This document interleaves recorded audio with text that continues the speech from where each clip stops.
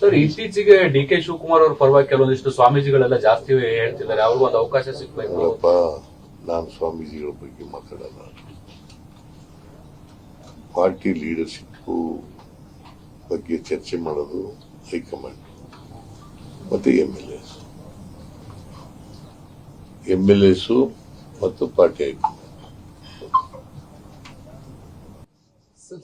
Sir, ಈಗ ಸತೀಶ್ ಜಾರಕಿಹೊಳಿ ಹೇಳಿದರೆ ಅತಿ ಹೆಚ್ಚಿನದಾಗಿ ಶಾಸಕರ ಬೆಂಬಲ ಸಿದ್ದರಾಮಯ್ಯ ಸಿದ್ದರಾಮಯ್ಯ ಹೇಳಿದ ಮೇಲೆ ಇದು ಕ್ಲಿಯರ್ ಆಗಿದೆ. ಇನ್ನು ಉಳಿದವರು ಕೂಡ ಅಭಿಪ್ರಾಯ ಹೇಳ್ದೇನೆ ಇನ್ಮೇಲೆ ಸುಮ್ಮನೆ ಇರ್ಬೇಕಂದ್ರೆ ವೋಟಿಂಗ್ ನಿಮ್ಗೆ ಹೆಚ್ಚಾಗಿದೆ, ಡಿ.ಕೆ. ಶಿವಕುಮಾರ್ ಕಡಿಮೆ ಆಗಿದೆ ಅನ್ನೋದು ಜಾರಕಿಹೊಳಿ ಅವರ ಮಾತಾಗಿದೆ sir.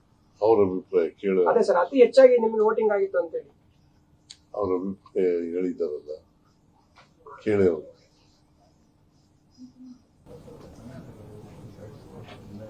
Sir, today you are making it clear that there will be no change of guard in Karnataka and there is no vacancy for the CM post. That is what D.K. Shivakumar said it, and I am also said the same.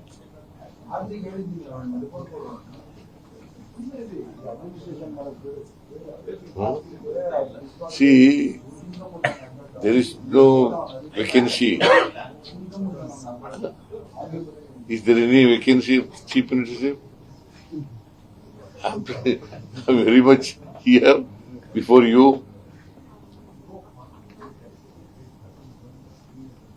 I am the chief minister of Karnataka.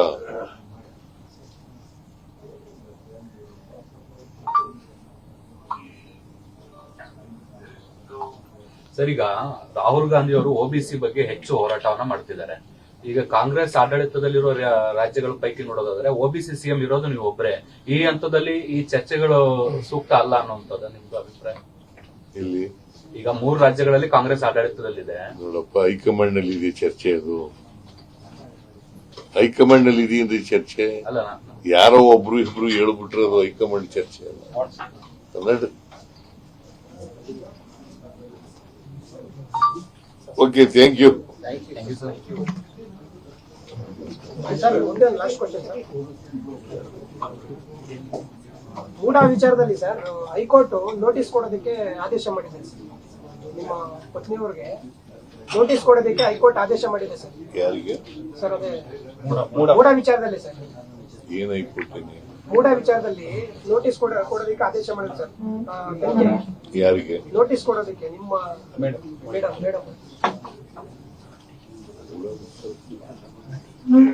ಗೊತ್ತಿಲ್ಲ, ತಿಳ್ಕೊತೀನಿ. ಇವತ್ತು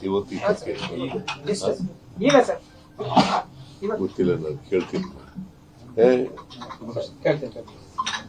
ಗೊತ್ತಿಲ್ಲ, ನಾನು ಕೇಳ್ತೀನಿ. ಪೊನ್ನಣ್ಣ ಅಂತ ನಂಗೆ ಗೊತ್ತಿಲ್ಲ. Sir, ಡಿ.ಸಿ.ಎಂ ಅವರು ಮುಖ್ಯಮಂತ್ರಿ ಆಗ್ಬೇಕು ಅನ್ನುವಂತ ನಿರೀಕ್ಷೆಯಲ್ಲಿದ್ದಾರೆ. ಈಗ ಅನಿವಾರ್ಯವಾಗಿ ಅವರು ನಥಿಂಗ್ ರಾಂಗ್. ಅವ್ರು ಮುಖ್ಯಮಂತ್ರಿ ಆಗ್ಬೇಕು ಅಂತ ಆಸೆ ಇಟ್ಕೊಂಡಿದ್ರೆ ನಥಿಂಗ್ ರಾಂಗ್. ಅಥವಾ ಇನ್ನೊಬ್ಬ MLA ಮುಖ್ಯಮಂತ್ರಿ ಆಗ್ಬೇಕು ಅಂತ ಅನ್ಕೊಂಡಿದ್ರೆ ನಥಿಂಗ್ ರಾಂಗ್.